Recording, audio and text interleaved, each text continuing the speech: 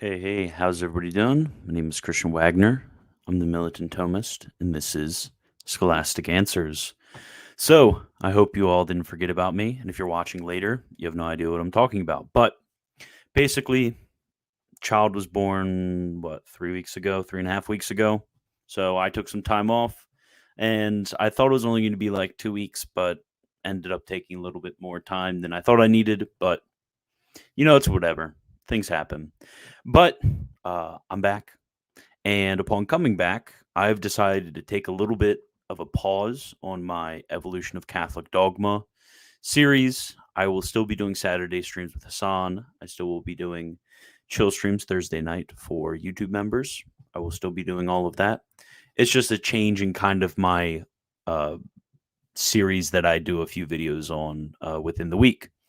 So this series is going to be on the life of St. Thomas Aquinas because I was sent this. So, what is this right here? This is The Life of St. Thomas Aquinas by William of Tocco, or Tocco. I don't know how to pronounce it. I don't know where Tocco is, but from if you're from the area of Tocco, if you could let me know how it's pronounced, that'd be great. I think he's Southern Italian, actually, William of Tocco. So, if you're Italian, please tell me how to pronounce that. Otherwise, yes. So, why is this important? This is the earliest biography. Well, it's debated, maybe second earliest biography, but at least the most important biography of St. Thomas Aquinas. I will be telling you about this and all of the other early sources from about the first 40 to 50 years after his death, within a century of his birth, if you want to put it like that. I will be telling you about all of that today, and we're going to have a fun little chat about that. Not going to be too long, but I like to prime it with something like this. And if you look at my video from yesterday, was St. Thomas's Daily Prayer, which is from this, recorded by William of Tocco. One of the old friars said that St. Thomas used to pray the same prayer every day, and he, thanks be to God, recorded it.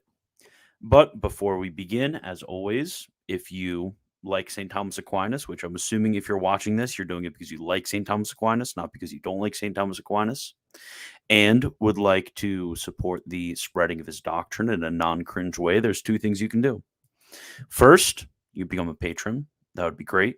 Second, as always, you should subscribe. And third, New Aquinas Academy. So what's New Aquinas Academy? New Aquinas Academy is basically a set of glorified reading groups that I'm going to be lecturing, and we're going to be discussing a little bit some of the works of St. Thomas Aquinas. I have a cursus of all of his easy works, I call them, all of his beginner works that he wrote for laymen or for younger brothers, and they're actually pretty easy to read and provide a good introduction to the way which St. Thomas Aquinas writes and some of his most central doctrines. So it's a Discord group. So if you go to my website, christianbwagner.com, you should see a section explaining to you what New Aquinas Academy is.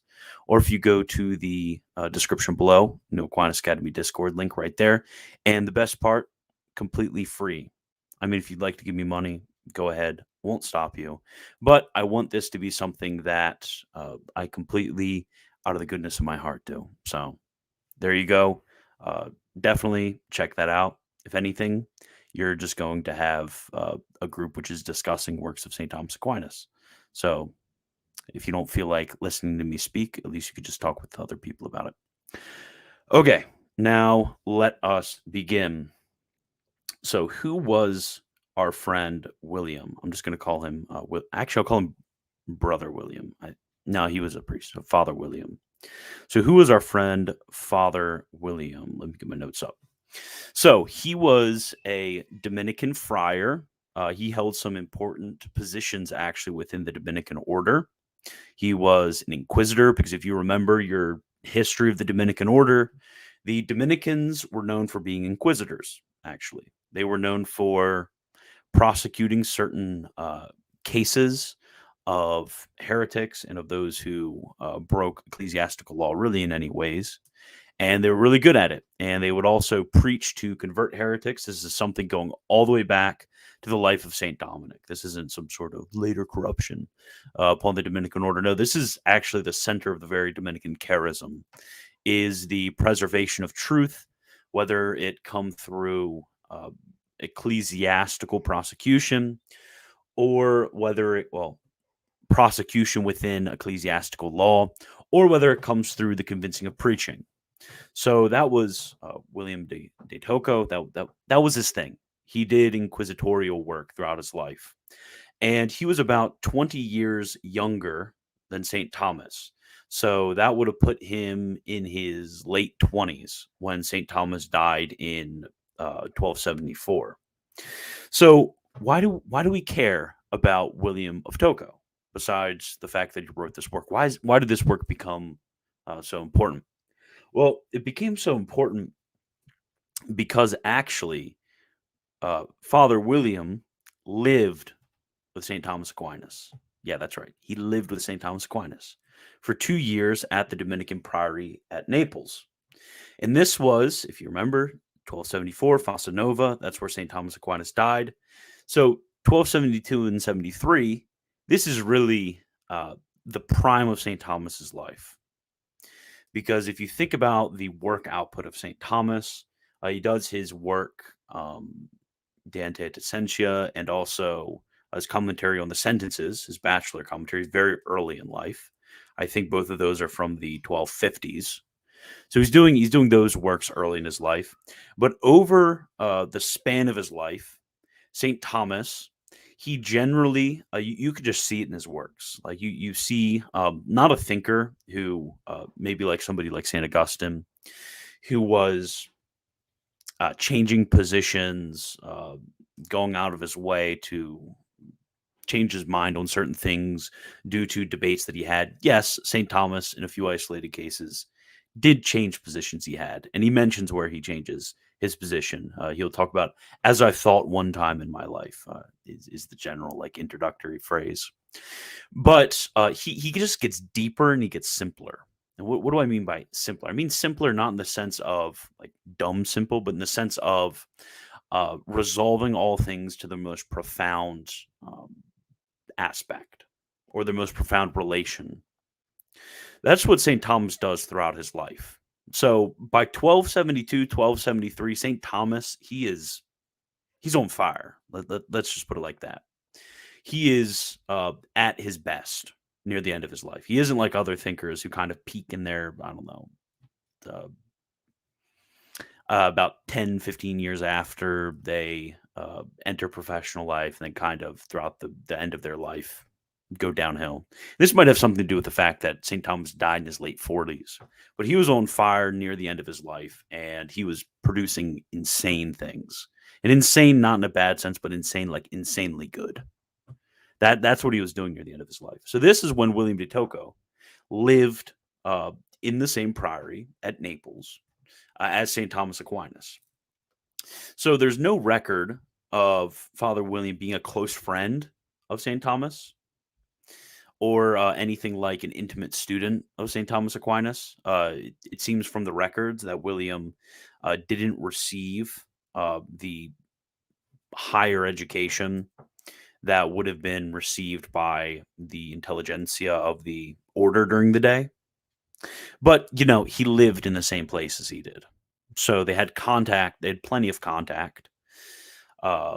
And also, he had, it was required for all Dominicans to attend scriptural lectures. And who was given the lecturing? St. Thomas Aquinas. He was actually lecturing through Romans and Psalms. We know all of these things. Those were the two books that he was lecturing during his time at the Dominican Priory at Naples. So William of Tocco, this is what he listened to. He listened to 2 years of daily lectures from St. Thomas on Scripture. So with those sort of connections, we know that he was pretty close. He was pretty close to him. I mean, he wasn't a brother Reginald, which we'll actually get into brother Reginald later because it's interesting. But Father William, close friend. Well, close acquaintance to him. I don't want to give this sort of over familiarity sort of idea. He was a younger Dominican at the same priory. He was an admirer and lived in the same place, which puts him in a very good position actually to be able to objectively tell the story of St. Thomas Aquinas. And especially being in the same order that St. Thomas Aquinas was, he knew plenty and plenty of people. He could have almost interviewed somebody who had been with St. Thomas every day of his life if he wanted to. That's just the way in which the Dominican order worked back then. That's how close knit the community was and how communal it was in the way in which things worked. So that happened. St. Thomas Aquinas, he dies on his way to Second Leon. Very sad. He didn't get to convert all of the Greeks then. But he dies then. And 40 years later, so what happens 40 years later? If you remember, William of Tocco, young guy, 20 years younger than St. Thomas. So he's still alive 40 years later when John the 22nd becomes Pope. So John the 22nd, he's famous for some of his shenanigans surrounding the beatific vision, but he actually was a huge fan of St. Thomas Aquinas. He had the entirety of the complete works of St. Thomas Aquinas recorded for him and taken to Avignon because he was one of the Avignon popes. So the Dominicans during this time had been utterly obliterating the Franciscans, as they always do, utterly obliterating, the radical Franciscans. The radical Franciscans, group of very weird, a weird group of guys who would say that Dominicans shouldn't be doing smart people stuff. That was basically their whole thing. They got very upset about the Dominicans doing what they were doing and being smart teachers, and they got really mad at this. They really hated it. So the Dominicans utterly obliterated them. You actually could see some of the works of St. Thomas are written against some of the proto-radical Franciscans. I guess during their life, it's kind of a more mature form of the movement had grown in the decades following the death of St. Thomas, but there was groups of them around, and St. Thomas wrote against them. So, as a thank you for the Dominicans being the Dominicans and doing what the Dominicans do, and because they were so awesome, John the 22nd decided to make St. Thomas Aquinas, one of the famous Dominicans, a saint. And the Pope, while he can just get out there and say, okay, he's a saint, I do it, there's certain canonical laws and procedures around making somebody a saint. And it requires a great deal of investigation. Now, it doesn't require a great deal of investigation for validity, but rather for the lawfulness of the procedure due to canon law. So, continuing. So at this point, there were still a number of friars, family members, general members of the public who still knew St. Thomas Aquinas. I mean, think about somebody from your life that you know who died in the 80s. Even if you're younger, like somebody like my age, who wasn't alive in the 80s, think about somebody who died in the 80s and how much of sort of legend and public records and friends and family that still exists from that person who died in the 80s. There's still a great deal of stuff from their life that we can get to. So what was decided was that they would get one of the friars who knew St. Thomas Aquinas personally to help investigate his case. And there were actually a number of different Dominican friars who did this. Some actually didn't know St. Thomas personally, so they would be a little bit more objective. Some were close students of St. Thomas Aquinas, and we'll get into some of these other figures to show the verification of William de Tocco's stories of St. Thomas. But yes, William knew him personally, so he was given the privilege of writing a certain life. So he was able to go all throughout Europe, interview people and collect stories about the life of St. Thomas from a bunch of people that knew St. Thomas and were very close to St. Thomas. And actually, it's very likely that living with St. Thomas for those 2 years back in the 1270s had influenced William so much, Father William so much, that he had been thinking on them ever since St. Thomas died. And he had actually been doing this as a bit of a private practice because it was very familiar, very common during this time. You see, for example, in Blessed Jordan of Saxony, who was one of the heads of the Dominican order, to collect these histories or stories of the brethren in order to keep alive some of the stories of the early days. And St. Thomas was one of the friars of the early days. So it's not like we don't know what happened with St. Thomas. This is what I'll be this is what I'll be continuing to express throughout this entire stream. Is there's very many different factors that we have where we know that these guys knew with a great deal of certainty, sometimes with greater historical certainty that we have about, like, it's actually insane how many early resources we have about the life of St. Thomas Aquinas, which I'll be getting into. But there were many different firsthand witnesses that corroborated these stories, and a few other figures that we know cross-examined the various different sources to make sure there wasn't any lying going on, because they took these canonization processes very, very seriously. And all of these men went under oath. When it came to their stories, they were cross-examined because if you're not familiar, the term devil's advocate comes from a certain figure in the canonization process who would try his hardest to explain away all of the signs of sanctity and miracles in the life of a saint. So the church took these things very seriously. So we really, everything in this book, true. And we know it's true. And if you want to disagree with that, you're literally insane. You're quite literally insane. Okay, so what was William of Tocco tasked to do? So they, that is the Dominican order, now that they were given the green light to investigate the cause for the canonization of St. Thomas, they allowed William of Tocco to just travel all throughout Europe and talk to whoever he needed to and collect all of these stories and eventually distill it down into a history of the life of St. Thomas. So when it comes to some of the people he talked to, and if you're in the know, you'll know how impressive this is. Well, at least the second one is.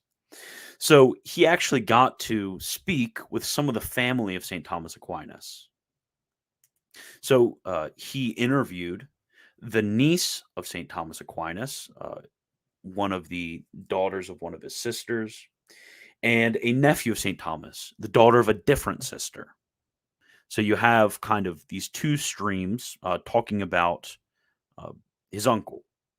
And they were able to give some family stories about the early life of St. Thomas and about St. Thomas's mother, about St. Thomas's siblings. They were really able to get a lot of family information from two different sources, which is kind of amazing, about the life of St. Thomas. And he also interviewed a bunch of people in the order who knew St. Thomas. Already went over this. But what I didn't mention is he got to interview Brother Reginald. Do any of you out there know who Brother Reginald is? So Brother Reginald was basically the personal secretary of St. Thomas Aquinas. I have no idea how the guy was still alive. I figured when I was reading about, do we know when Brother Reginald died? I forgot to look this up. Brother Reginald, Thomas Aquinas. I can't remember where he was from. Reginald. Okay, when did he die? Does it say? Or when was he born? I guess is the most important. Yeah, he received St. Thomas's last confession, did his funeral oration.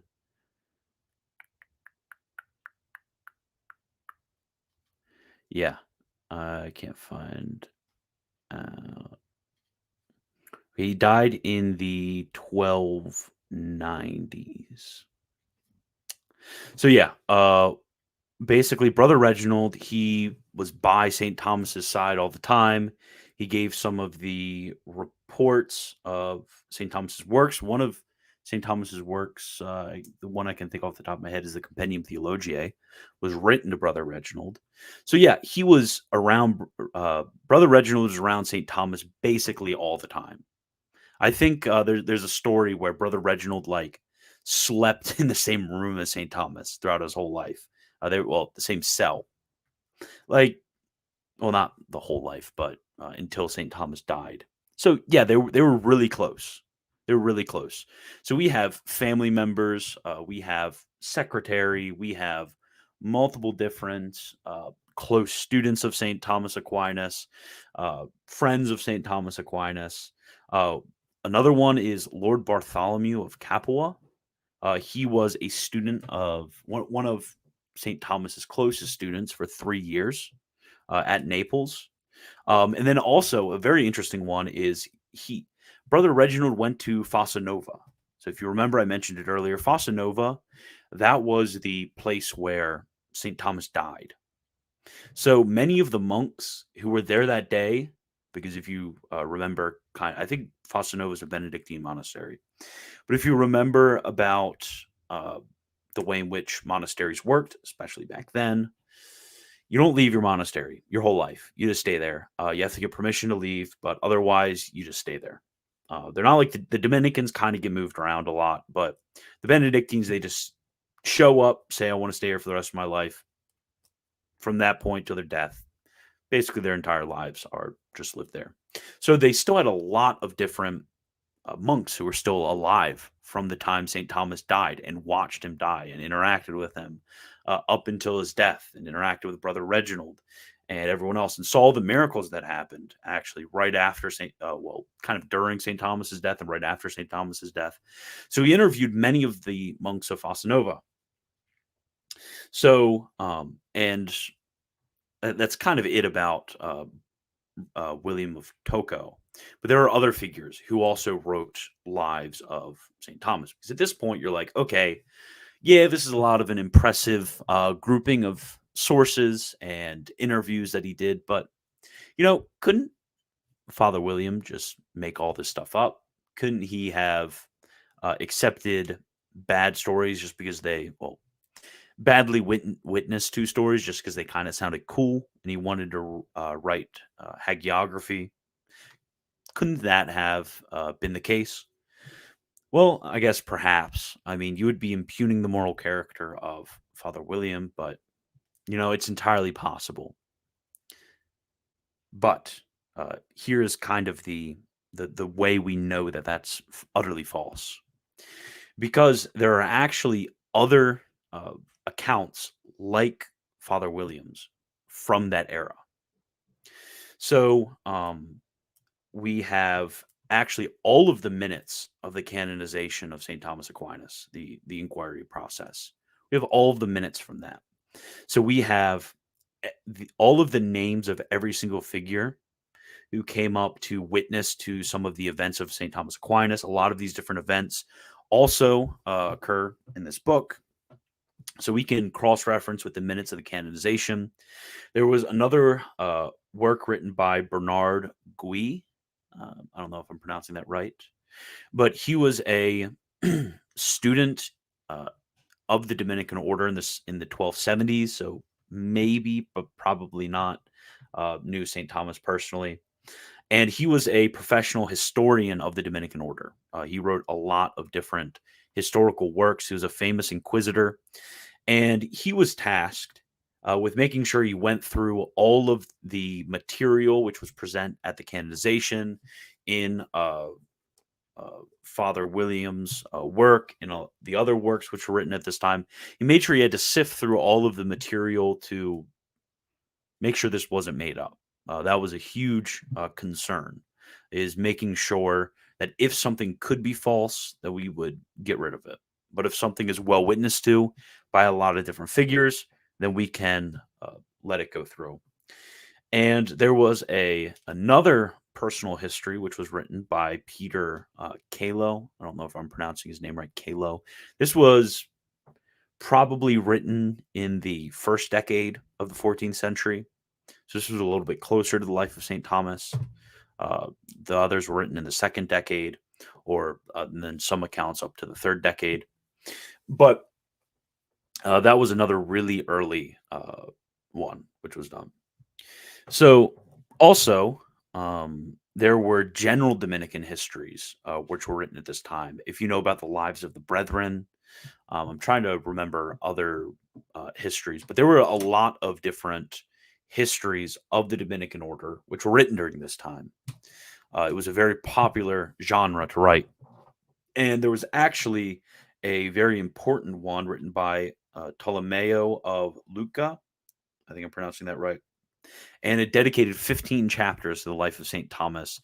And this was written in 1317. So 1274, 1317. That's 43 years after his death. And a lot of these were written by different streams. Some of them like some of them like Bernard Gui. His was actually written as a sort of critical investigation into William of Tocco and Peter Kalo. He wrote it in order to make sure that everything that had been written before him were true.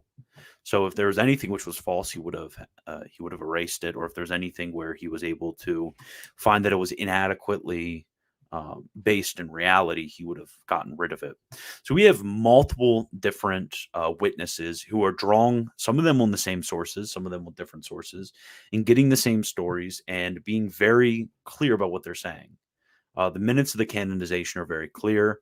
They tell a very similar story to what William of Tocco is saying, to what Peter of Kalo is saying, to what Talome of Luca is saying, to what Bernard Gui is saying. All of these different guys.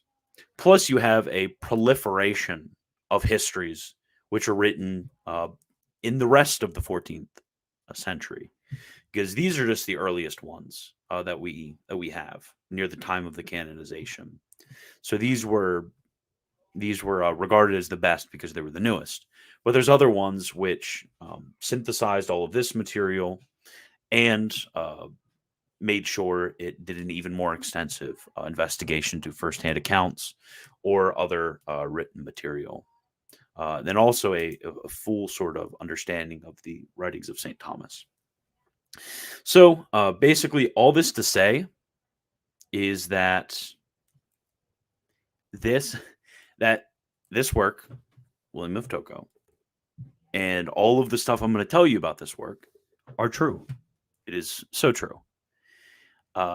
If you want to deny that these stories are true, it's inconceivable. You have to have some sort of preconceived reason for denying it. So let's say you are a Protestant out there, or you are Orthodox out there, or you are some other schismatic from the church.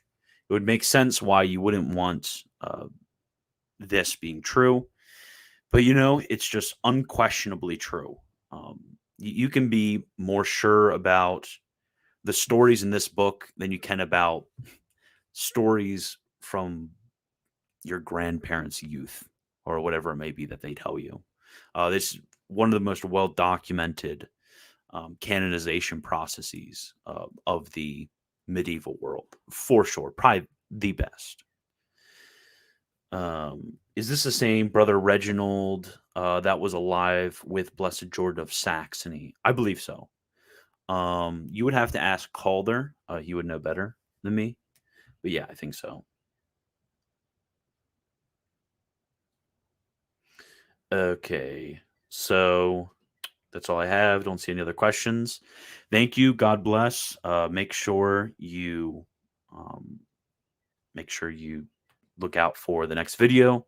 And also, I don't know how to make this smooth transition, but St. Thomas, if he could have, he would have known Greek.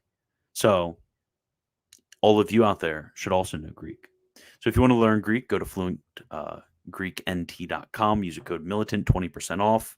Uses amazing comprehensible input type stuff in order to present to you sentences in Greek you can comprehend through similar verb forms. It's really amazing stuff. It's like if Lingua Latina right here got injected with steroids and then got put on a cool digital platform. So but it's for Greek. That's how amazing fluentgreeknt.com is. Use code militant, 20% off. Tell them I sent you. So that's all. Thank you. God bless. See you next time.